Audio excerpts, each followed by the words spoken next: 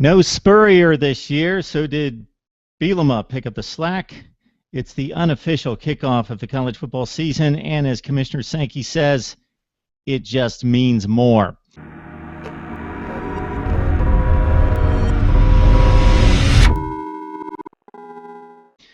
Welcome to SEC Breakdown. This is our 24th edition. Mike LaValle, David Waters, and myself, along with Chad Niepling, who's actually on the road back from SEC Media Days in Hoover, Alabama. So we break it down here every Wednesday night, get you the audio and video podcast release on Thursday morning. This is the best SEC analysis around. David, let's start with day one, talking SEC Media Days. We had Auburn, we had Florida, we had Vanderbilt on the docket. So what in particular caught your ear with Gus Malzahn leading things off? How much different that it was from last year. He came in, exuded confidence in what Auburn was going to look like for 2015. He, even proclaimed Jeremy Johnson as a Heisman candidate. Will Muschamp's defense would be, look like a saving grace for the Auburn team. But it turns out that wasn't the case. So, he was asked a lot about what he learned from going through that experience of last year, or maybe a lot of the preseason hype, and then not really fulfilling that hype as the season went on. He says he's going to go get back to basics. They got out of their rhythm of not playing with pace last year. Part of that, of course, was the quarterback's problems they had between Jeremy Johnson and Sean White coming in, getting injured. So Jeremy Johnson had to come back in. So, it was kind of quarterback rotation there that I really think opened Gus Malzahn's eyes. So now, I don't think it was the reason they brought John Franklin III in. I think he was coming to Auburn anyway. But he got asked a lot about the the Nick Marshall offense and how they played with pace and how John Franklin III fit that mold. So that's probably a lot of people, from what you could gather, think that's where that offense is going to head. Defensively, like Kevin Steele comes in from LSU, and what he's going to have to do is just make that, I think, defense a little bit easier from the complicated scheme he tried to run at LSU last year. Malzahn said he wants to be more active with the daily X's and O's and the coaching that goes along with that. He says he looks at that as his strength. So I think he learned a pretty hard lesson last year with the hype, and then not really fulfilling that hype last year. And then after that, Jim McElwain was, from Florida, came up to the podium. The big news from Florida was Callaway and Harris still not reinstated. McElwain says it is out of his hands. But as he was saying that, Jalen Tabor was holding his own, Twitter Periscope chat, and Antonio Callaway was in the Florida locker room at that time. So, a lot of people can put two and two together. While that may not be official, it's probably looking like at least Antonio Callaway will be suiting up for the Gators this fall, but nothing official, as I said. McElwain's still pretty coy in talking about the quarterbacks. Of course, everybody wants to start the conversation with Luke Del Rio, but McElwain won't really single out one quarterback when he talks about them all as a whole and how the older guys are helping the younger guys. And I kind of got McElwain had a couple funny quips. First off, it was asked about Florida State handing out state championship rings after the Seminoles beat both the Gators and the Hurricanes. And while many expected him to take a shot at FSU, he kind of took a shot at the Florida administration, talking about I don't know whether our administration has it in our budget to do that. So a lot of talk has been about, Florida getting their facilities in order. What McElwain wants as like a standalone weight room and football offices. And then, of course, was asked a lot about the Tennessee barbs going back and forth with the players, and Tennessee being, and probably Georgia being picked, ahead of Florida when the picks come out. Probably, later this week. And McElwain responded with, I don't know. I have a meeting with our guys and see if they want to play those games or forfeit them. I guess we're not very good is what that's telling me. So, you can kind of tell representing the East in the SEC championship game last year, but turning around and not really getting picked to, do much ahead of Tennessee and Georgia this year. It's probably getting at the Gators a little bit, not in a negative way, but, it's still there as a in the forefront of a lot of people's minds. And then we go on to Vanderbilt and Derek Mason, kind of showing up where Kyle Shermer has already been anointed the starting quarterback going into his sophomore season. I think that's a good move for Vanderbilt to kind of get the ball rolling on that side of the ball. And after that, I put up the poll question: will Vanderbilt make a bowl game this coming up season? And I have 176 votes on our SEC breakdown account.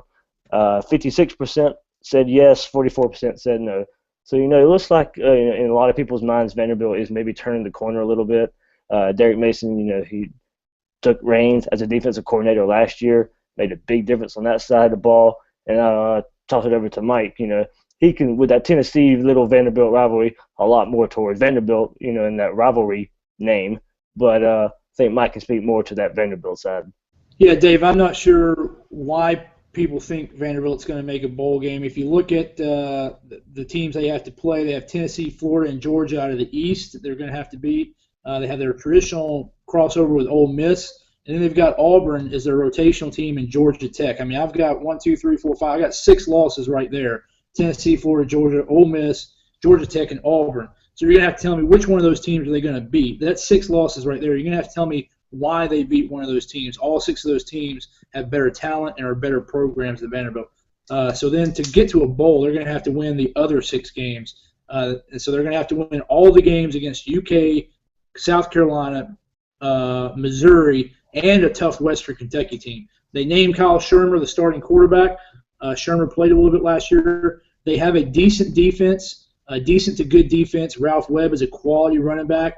But until Shermer can prove that he's an SEC caliber quarterback, or that he's a quarterback that can beat SEC caliber defenses, Vanderbilt's really looking at a 4 tops. I see a 4 or 5 win season tops. That's just me. You're going to have to tell me who they're going to beat between the top 3 in the East: Ole Miss, Auburn, and then their out of conference P5 Georgia Tech opponent. I just thought it was interesting. Malzahn talked about, they went back and looked at the spring film, and it looked like all 3 quarterbacks got the equal share of reps. I think it was 30%, 29%, and 29% of snaps, which comes up to roughly 90%. That quarterback situation there at Georgia, he talked about winning the close game. I'm sorry, that quarterback situation there at Auburn, he talked about winning the close games and he said the key was getting back to their pace. The best thing you can do to get that pace in your offense is have a steady presence at quarterback. And, of course, getting that steady presence at quarterback is finding the right guy early and getting him as many reps as possible. For a timing-based offense, which is a Malzahn offense, having stability at quarterback and getting as many reps as possible is crucial. The longer Auburn goes before they make a decision, the worse shape they're going to be the first 4 to 6 weeks of the season. Gus Malzahn hit the podium for the first time and was the first coach at the podium for the 2nd consecutive year, and really stuck to the nuts and bolts of his football team, meaning that Carl Lawson was a central figure. He brought the star defensive end with him, that he needed to stay healthy, that he was going to be the center of the defense. Malzahn talked about how much you have to change your team because of one impact player being missing on either offense or defense, and talked about the impact of Lawson affecting the defense, and that they would have to be prepared not just for Carl Lawson to be there in hopes that he will be there throughout the season, but they can't have it be such an impactful loss if they miss him again going forward.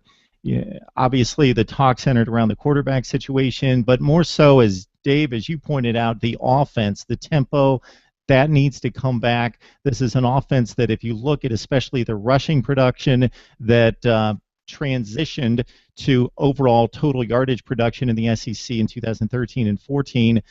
Number 1 in the league in rushing those 2 seasons combined, yards per carry, and then it slid to 5th in the league in rushing last year, and they were 11th in yards per carry. So not effective running the football, and they need to get back to that in regards to pace. So for all the criticism Nick Marshall took for not being able to classically throw the football down the field, he obviously ran the offense at a very high clip, and they want to get back to that. And Mike, something you can appreciate, especially in your analysis of coaches, is, this is the first big job that Gus Malzahn has had on the sideline as the man, and maybe he took that CEO title to heart, as is kind of the the moniker that's placed on these college football coaches at the elite level, that they're CEOs. Well, you take that to an extreme, and maybe Gus Malzahn did in recent years, and really believes that he needs to get down into the trenches with these guys, needs to be actively involved in the game planning, even the technique to help this team be coached on the field offensively, because he said, when it comes right down to it, I'm an offensive football coach, and that's what I do best, and that's why I'm here, and I need to get back to that. Derek Mason looked like a different guy to me than he was last year when he hit the podium. He looked a little bit overmatched, a little bit nervous, all those things last year. He looked like he belonged to this year.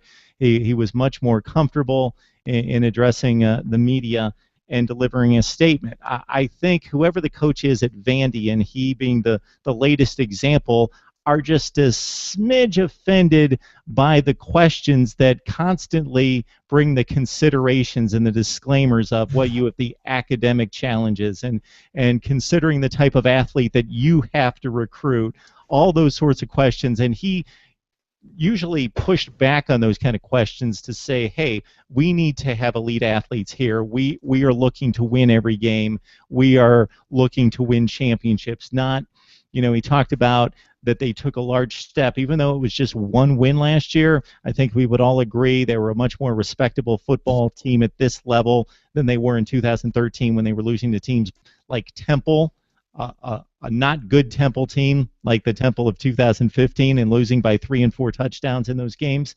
So he's saying we're going to take it from competition and competing at this level to actually winning the games and getting possibly to a bowl game, which Mike points out, if you really look at the way things shake out and the way it should play out, is still going to be an extremely, extremely difficult challenge. So that's the deal on Auburn, Florida, and Vandy. We look to day 2. Mike, we'll let you lead it off with your thoughts from Butch Jones's appearance at the podium.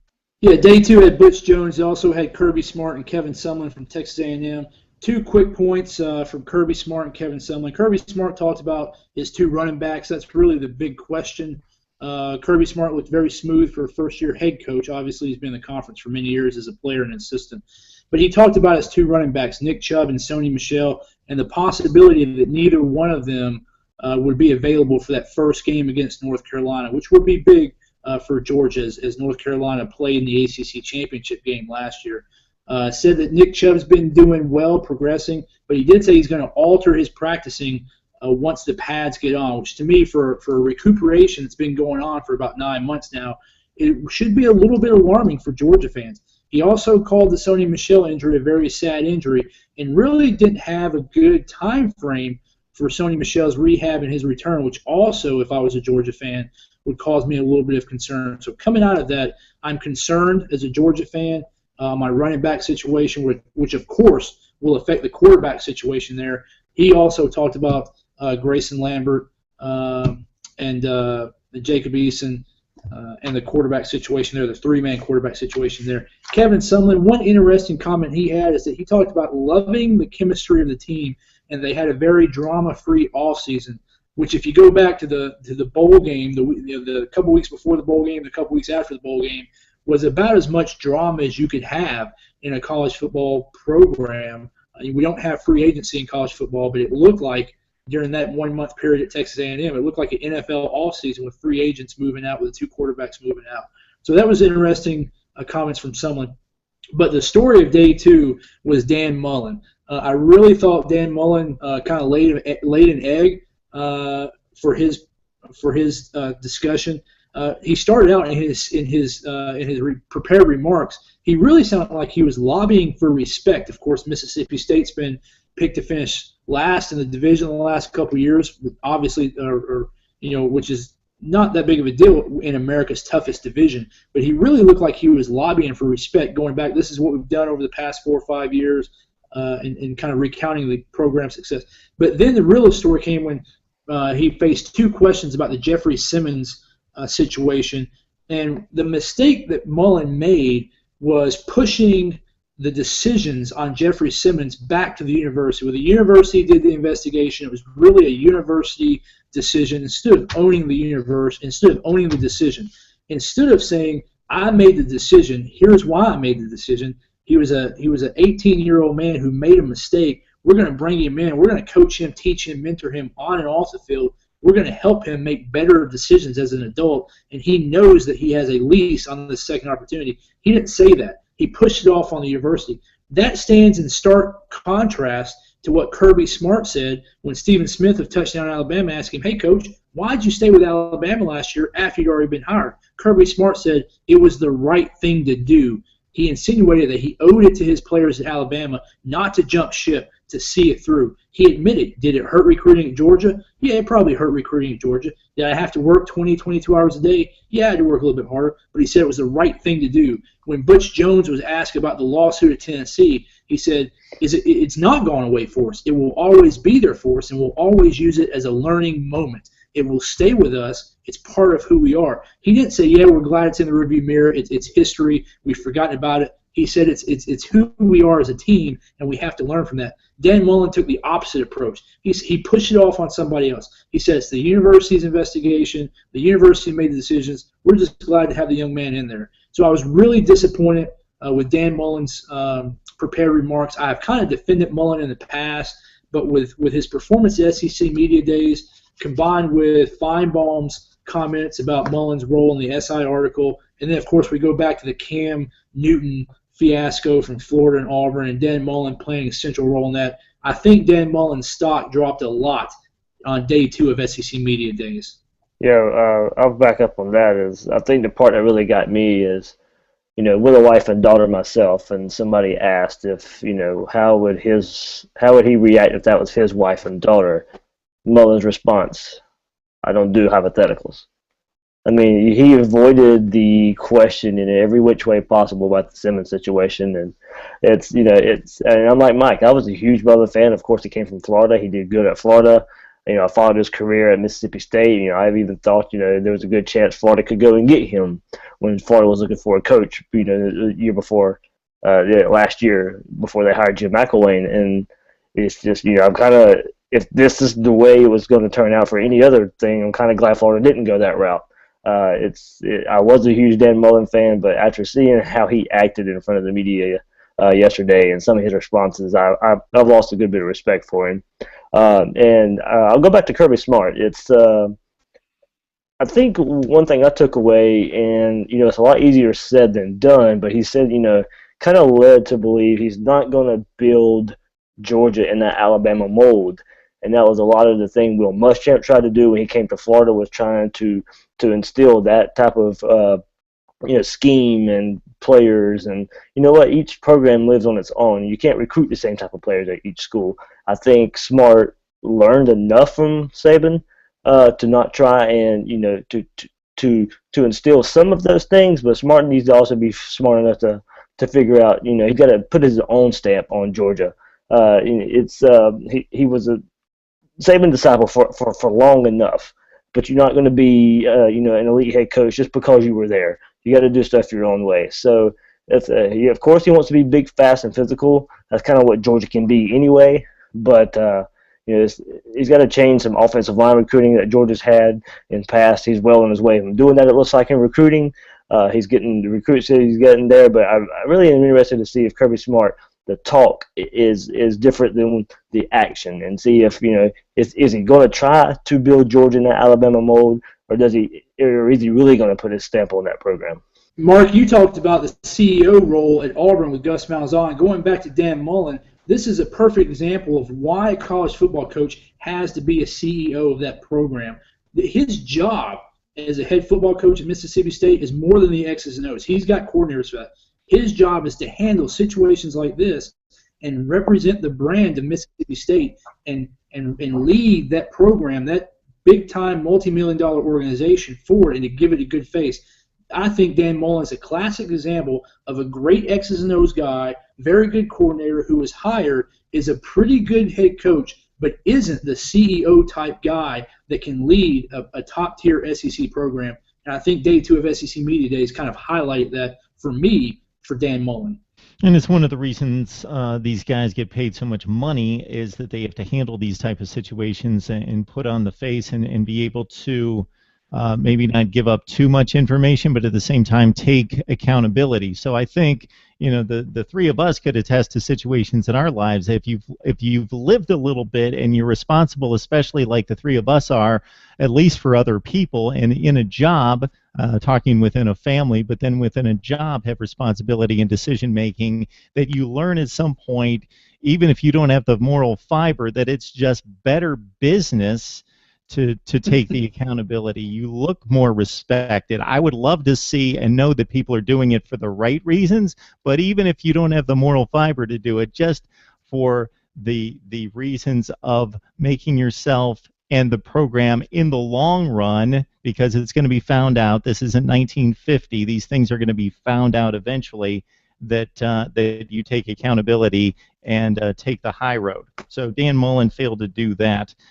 Just a couple quick things for day two in regards to what I have is the Tennessee, obviously the term expectations is probably used more than any other term across the board for every team, but specifically it's hit this team hard in pre-2016 like no other maybe in America, and Butch Jones embraces them. So he didn't deflect them. I thought Kirby Smart deflected, and there were, in reading between the lines, some things that he said to let us know that, hey, he's looking down the road. Don't expect too much this season, while Butch Jones can't ignore that with the recruiting classes and with the disappointments of the close losses last season, and to no blame of his prior to his arrival, the disappointment that it all comes down to 2016, and not that it's for sure a make or break in terms of his job security, but people are looking based on the roster and based on the history and based on the recruiting classes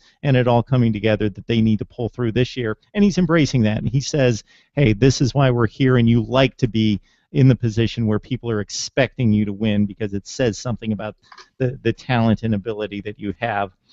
Kirby Smart asked a ton about Nick Saban, of course, and how he's going to take lessons from coaching with and under Nick Saban and apply them to program building at Georgia. And I thought Dave outlined it very well, that you can certainly learn from your mentor, but then you have to be smart enough, like Dave, pardon the pun, you got to be smart enough to be able to apply it to that situation, to that program, to that culture, or what you want that culture to be, and recognizing the limits. Now, Alabama to Georgia, the limitations aren't quite as what they would be if you were going from Alabama to Kentucky, but it's a different situation, and it's a different program for sure. All right, day three. We had Bret Bielema with Arkansas. He's always entertaining. Mark Stoops in Kentucky. Mizzou finished things off, but the highlight of the day was, of course, Alabama. So Nick Saban has always come to the podium with an agenda, and I have always anticipated what that agenda was going to be because it's usually a very broad topic that not only covers the SEC, but typically all of college football. He speaks to a broad topic where he really wants to make a statement about the way the game's played, or typically the way the game's governed, and then it usually extends to off the field in regards to the treatment of the student athletes and in handling that. He tried to stay away from that. He probably thought he was going to get hit with that anyway, and he stuck to his football team. Of course, the quarterback situation is paramount. We really found out nothing there. He said, don't expect me to tell you if they're coming around the turn or who's in the lead or anything like that. In the post-interview, I heard him, it being phrased in a different way, like, where do you stand on the process of determining where you are, and he gave up very little there as well. But it's all about quarterback at Alabama right now in terms of on the field, off the field. Obviously, once he left the podium, then he was hit with some comments regarding the Cam Robinson situation and his inability to pull the trigger and serve at least a game suspension at this point. Things could change against USC in Game 1, and his defense of his non-decision at this point to do anything from a disciplinary standpoint against Cam Robinson? Well, on the podium it was, and then Mike's going to hit on this. We were all surprised, and following on Twitter and following it live on the SEC Network, where were the questions from the media about the Cam Robinson situation? We didn't get it. We had to wait until he joined the set on SEC Network, and the guys, the host and Paul Finebaum, and I think it was Dari Noka who was hosting at the time, they were all tweeting, how can nobody ask about this situation?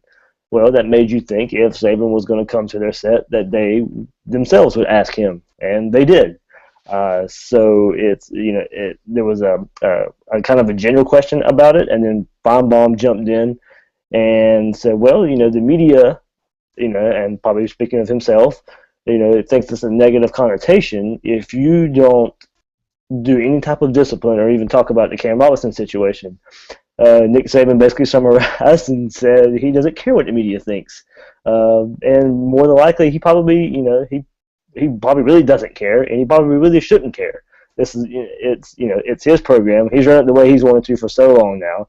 He's owning up to what how he thinks, and what he thinks is right. He says they'll handle the discipline. He hasn't said if it will be a suspension or anything on those legs, but he's probably right in not caring what the media thinks and him handling it the way he wants to handle it. But we can't be naive and think that these players were arrested. We can't. They're not, more than likely they're not going to be arrested just for no reason. And what we heard is they were smoking marijuana in the car and there happened to be a gun in the car. But if Saban's mantra is we want to create better men and help them, then maybe these guys do need to be punished. Maybe they do need to be suspended. If you're going to create better men, you can't just, to me, let it fall by the wayside. But we're not there. We're not seeing what Saban can do. Most people want a suspension because that's just the first thing we go with when the player gets in trouble. But from what we've heard, and if everything we've heard is true about the marijuana and the gun and stuff, yes, he should be suspended. And I think everybody wonders is that's just because USC is their first game, and say if it was Charleston Southern, it would probably just take it on the chin and say, okay, you're going to sit this game. Yeah, Mark, I think Dave brings up a great point about the comment about the media. Dari Noka actually made a comment on set about how Nick Saban owns the media. And Finebaum made the comment that the media was almost didn't want to ask Saban about the Cam Robinson situation. If you look at his comments, just like in years past with the satellite camps and the pace of play, the no-huddle offenses, what Nick Saban does at media days is he'll kind of prepare his defense in his comments without mentioning the topic, and then he waits for the question, and then he addresses the topic.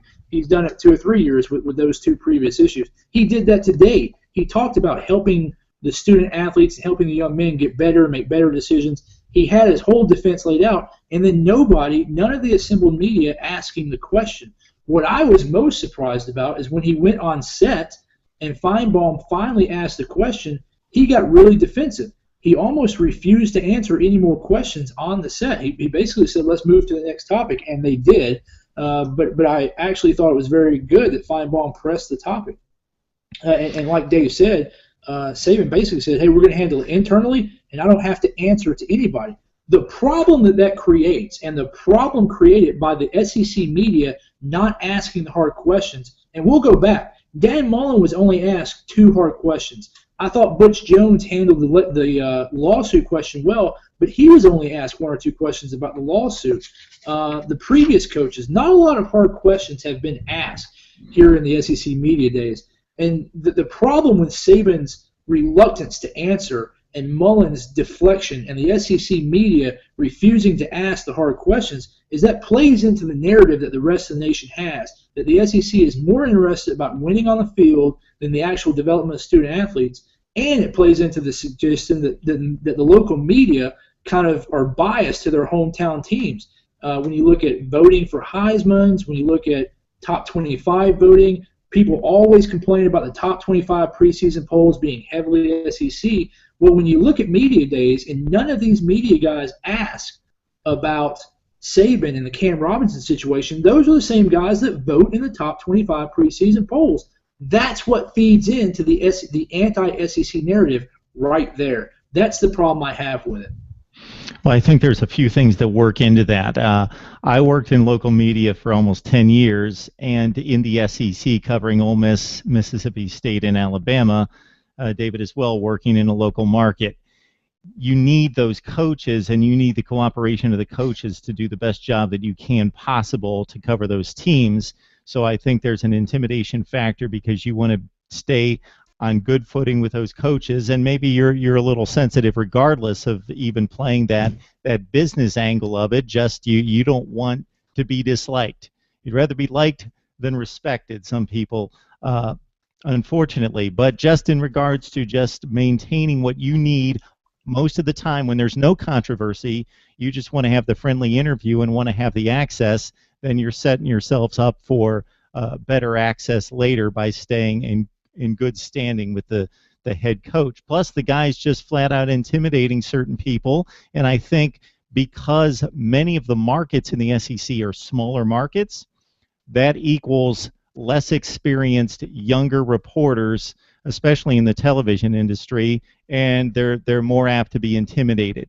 I certainly covered a number of NCAA investigations and violations. They happened everywhere I was within a 6-year span at Alabama with football and basketball, Mississippi State football and basketball, Ole Miss with football, almost getting the death penalty while I was there. And it was a great learning experience because I had to learn to eventually you're going to be respected by asking difficult questions. You're not a jerk.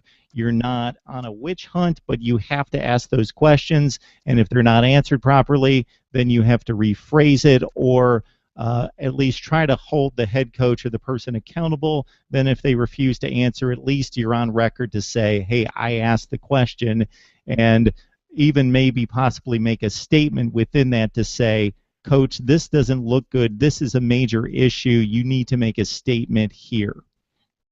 Mark, I'm going to push back to you on two things. One, kind of bookending on what you were talking about the question. You can ask questions in a non-threatening way. The two single biggest storylines from the Alabama offseason have been the quarterback competition and Cam Robinson.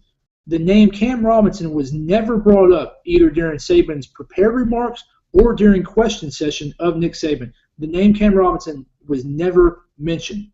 So if you're going to be a journalist, you can ask the question in a non-threatening way. You can say, hey, Coach, can you update us on the Cam Robinson situation? You're giving him a softball. You're letting him take the question and run with his answer. You don't have to attack him. Just bring the subject up. They never even brought the subject up. The second thing I'll tell you is you're right about the local media, and you can have the conversation about journalism profession and not, but I'm not really focused on the local Tuscaloosa media or the Alabama media. There are people there from Knoxville. There was a Knoxville reporter from an established newspaper in Knoxville that asked him about O.J. Howard. That didn't happen 20 years ago. A Knoxville guy 20 years ago would have asked him directly about Cam Robinson. Did you not suspend him because you're playing USC in the first game? That would have been the question 20 years ago. There were people there from Orlando. There were people there from Kansas City. Major market news outlets from major markets in the United States, and not a single person pressed or even asked him in an open-ended softball fashion about Cam Robinson. The name was never uttered during his prepared remarks or the questions today. That's the two things I'd push back on you. And yeah, Mike, I'll jump in on that. I've even heard from some people who were there who said it even looked like it was pretty controlled on who they let ask questions to Saban, and it looked different from when other coaches were there. So I don't know how, I wasn't there on the floor. I don't know how true that is, but it's something we all can believe. And we even had a conversation on Twitter with some of our followers. Joey V, he goes, let's keep it real. Saban is above the media's questions. Only questions he gets are softballs. And then Judah, another one of our followers, he jumps. There's a long conversation here. Finebaum was asking really pointed ones today that were broke rank.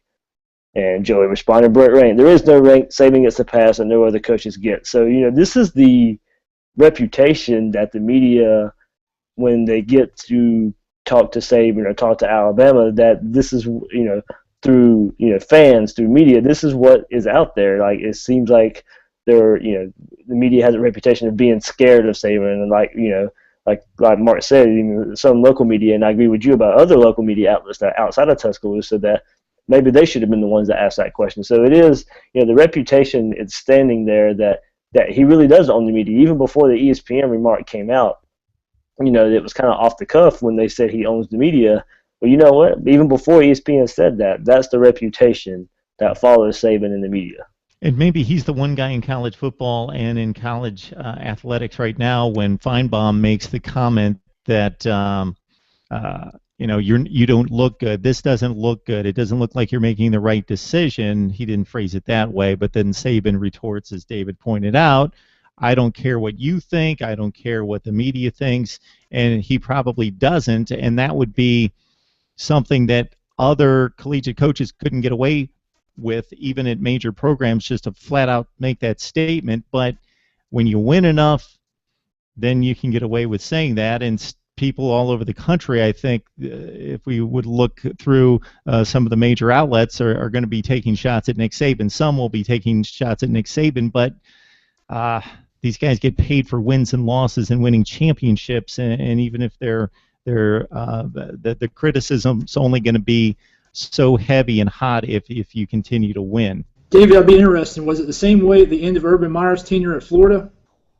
Well, Mikey, it's very funny you brought it in. As soon as Mark said that about how, when you wins and losses count for a lot of things, it's when Urban Meyer came to Florida, and when I started working at the TV station I work at in Jacksonville before that, it was pretty much open access to Florida, and being able to get the interviews you wanted and be able to go to, spring practice and the beginning of fall camp and stuff. Now, don't get me wrong, Urban Meyer's not the only one to do that. It has changed dramatically in the last 10, 15 years. But once he got there, it was like a gate was put up around Gainesville, and it was hard to get interviews. You couldn't go to practice anymore, and that rubbed a lot of the local media the wrong way. It was access who was just very restricted, but now that kind of seems to be the norm. But I guess that's part of another way where the media, it maybe has looked like the media has folded around these programs, but it's really the programs who started it to begin with. But to my point, yeah. If you're winning SEC championships, let alone national championships, you don't need the media. The media has to cover you. You win so much, they have to cover you. So even if you shut them out, that's not going to stop the local Gainesville and beyond that local area, the Florida media and the local markets to have to talk about Florida football during the sportscast. They have to, regardless of whether they got the immediate access or not. If Florida's competing for a national title or SEC titles, then you still have to talk about them. And the funny thing about that is, Will Muschamp tried to come in, try to do the same thing, didn't have much success, especially after the 4-8 season. Oh, guess what? There was a lot of spring practices open that very next spring after 4-8. All right, not too many times during media days that Bret Bielema is going to be pushed to the side, but did you guys get anything, Mike, we'll start with you, on Arkansas and Bret Bielema, and anything else that we saw here in day 3? No, not much on Bret Bielema. He did talk about Austin Allen quite a bit. Obviously, I think that's the big question mark for most of the SEC teams is the quarterback play. I was kind of surprised by his comments about Austin Allen. Talked about Austin Allen's deep ball. I've talked to Chad Niepling about this, our fourth partner here at SEC. Chad, I've looked at Austin Allen on film a little bit as best I can, and he seems to have a real low throwing motion, low point of delivery. He's only about 6'1", 6'2". So I was just kind of surprised about Bielema's comments about Austin Allen and his deep ball and his confidence in Austin Allen. We'll see. He is mobile. But that was the only thing I took out of Bielema's comments is he kind of talked a little bit more about Austin Allen and a little bit higher about Austin Allen than I really thought he would. I thought he would take the Kirby Smart approach and kind of temper expectations, but it seemed like Bielema was building up expectations, particularly with Austin Allen. It does kind of seem like he's grabbing a torch from Spurrier with some of the one-liners and zingers that he wants to throw people's way. I think the funny one today, I think his word of the day was sexy. So, quote, at Arkansas, we're not built very sexy. We're just kind of a work in progress. We need a lot of time in the bathroom to get ready and come out and look great. But when we do, we'll stop time. And at some point, we'll go where we want to be. And when we get there, it just means a little bit more. He goes off on these little tangents and, kind of with these funny words. funny phrases, and I thought another zinger he's brought in, and it kind of reminded me of Spurrier again when he was talking about players being suspended from other teams, and he kind of just brought up, well, you can't talk to me about that because I don't really have that, and it kind of reminded me of Spurrier's things towards Georgia while he was at South Carolina, saying him being able to play Georgia early in the season was always an advantage because of all the suspensions they always have. So Bielema kind of reminds me of Spurrier and some of the one-liners and zingers, and it was good to see. He definitely won the part of, I guess you could say, humor at SEC Media Days. Bielema worked in the term sexy like 4 times in the span of like 12 seconds because he was talking about Notre Dame stealing away the Michigan game and that they've got the TCU game and that the TCU game's sexy, but man, I know why Michigan had to do it with Notre Dame and they consider that a sexy matchup, but I sure think Arkansas-Michigan's a really sexy matchup. That's what happens when you become a TV star as a head football coach. Yeah, it's TV star 1, it's football coach 2, and it's going to Russell Wilson's wedding and posting pictures on Twitter with your pretty attractive wife, and people like to. So as long as he can win enough, maybe winning 7 or 8 is going to be good enough for Bret Bielema. He doesn't have to win at that level, and he can maintain that celebrity status. I don't know. For the rest of day 3, for me, very succinctly, Kentucky's in a situation where Mark Stoops made it very well known that they've got to break through, win a bowl game. He thought that they were much more competitive last year, but winning a bowl game, getting to a bowl game is a big deal, even though some people think it's only the difference between winning 5 and winning 6. He thinks it's a breakthrough type thing. He talked about the culture versus maybe just the atmosphere that you can come in. Some coaches can energize the atmosphere, but to truly change the culture, which I think it was a bit of an underhanded comment, at least I took it this way, saying that at Kentucky it's a losing culture, and this is what I'm trying to reverse, and I think we've been successful in regards to the facility upgrades and all the dressing, the window dressing, but in regards to the wins and losses, that's the hard work that has to be achieved, and he thinks he's got the talent to get it done this year. Gary Pinkel obviously has put his stamp on the Mizzou program, and Barry Odom hasn't shied away from that. I think at least from an approach, at least from the mannerisms that he and the vibe that he shows us at the podium, he's very much in that same no-nonsense, tough guy. We're going to be a tough team. We're going to be hard-nosed. We're going to do things the right way. We may not see a whole lot of flash, but we're going to be effective because we're going to outwork everyone. I'm going to outwork everyone, and my football team's going to fall in line and do what the head football coach does, and we're going to outwork everyone, and we'll see where the chips fall, and that's kind of Barry Odom's mantra here, starting out at Mizzou. Yeah, but Mark, Barry Odom's comments were overshadowed. Brand new AD's leaving, going to Baylor, and of course the question going around social media has to be, Missouri has no president. I don't think they have a provost. And now they have no AD. The question is, how bad does it have to be at Missouri for the AD to leave to go to Baylor? So I mean, Odom was saying all the right things, and by all accounts, he's a great football coach and a great guy. But you got to wonder, with the AD leaving after being there, I think, for a year, and leaving to Baylor, you got to wonder about the condition, not just of that program, but of the university there that program is a part of. Completely overshadowed by the AD leaving today. Thought it was extremely poor timing on the AD's part to leave today, pretty much right when Odom was speaking as well. And I'll quickly put a stamp on kind of Kentucky, and very shortly. This really seems a lot like what we heard last year about Kentucky. It's not a big difference to me from what we heard last year. They had the talent. They got the quarterback to turn the corner. It didn't happen last year. This is the last straw for Stoops to get it done. All right, Dave, so we've got 3 days, and we've got 11 teams in the books, 3 to go, with Hugh Freeze, a key component in the mix on a Thursday. But as it stands right now, winners, losers from what you've heard at the podium and beyond. I mean, just like I said, humor part, I guess I'll go Arkansas Bielema.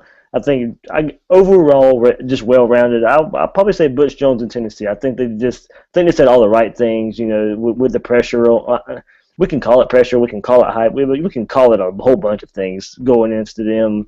Probably being more than likely being picked to win the East. But there was nothing said to where they really anybody could point the fingers at them and say they said anything bad or anything cocky or anything.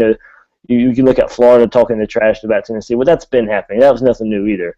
And so I really think Butch Jones and the players from Tennessee attacked that situation the right way. There was probably no reason for them to get into that. Loser, I'm still saying Dan Mullen. It's that whole situation with Jeffrey Simmons, and we talked about it earlier. That's the one that's going to stick out to me as being the thorn in the side of the SEC and Mississippi State right now.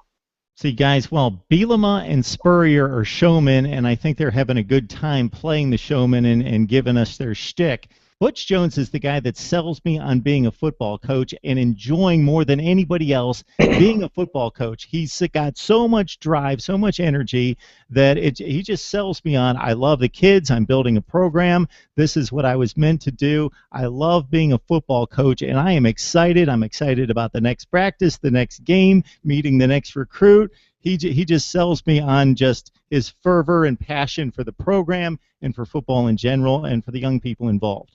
How can you tell he's a good coach? He's got all the cliches in his wallet. Mark, you and Dave are making me a little verklempt. You're making me a little verklempt. Yeah, I would say I think the winners. I really think on substance, probably Kirby Smart. I thought it was really smart how he kind of tempered expectations. Sorry about that.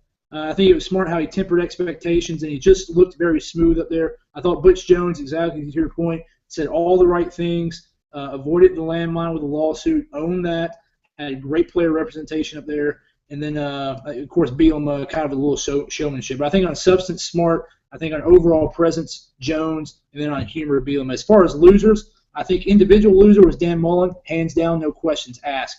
I think Nick Saban was a loser, but I think that loss was more is going to be absorbed more by the conference and the conference reputation because, again, it's going to feed into that anti-SEC narrative that's out there. So I thought Mullen and Saban were the two losers, Mullen individually and Saban for the conference. This is SEC Breakdown. We come your way every Wednesday night, get the record out to you on Thursday morning, audio and video podcast, and we break down content throughout the week.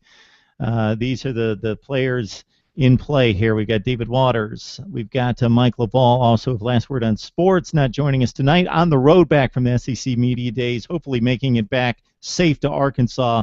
Mr. Chad Niepling of Gridiron Now, as well as our platform here at SEC Breakdown, and myself, Mark Rogers of Mark Rogers TV. So this is what we do. You got to join us on Twitter.